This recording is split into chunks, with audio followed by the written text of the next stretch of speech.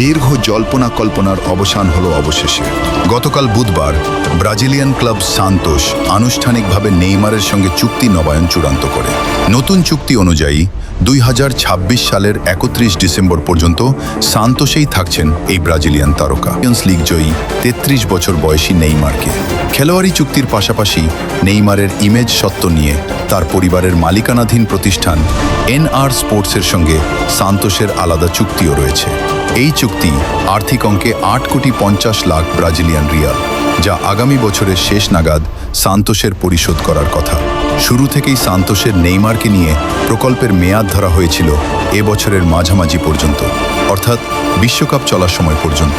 Santos অবশ্য কখনোই তাদের এই আইকন খেলোয়াড়। সান্তোসের মেডিকেল টিম নেইমারের চিকিৎসার দেখাশোনা করছে এবং ক্লাবও তার কার্যক্রম নিবিড়ভাবে নজরে রাখছে। এসবের মধ্যে অবশ্য নতুন বছরের শুরুতে নেইমারের চুক্তির নবায়নের খবর সান্তোস ভক্তদের বাড়তি আনন্দ হিসেবে যোগ হয়েছে।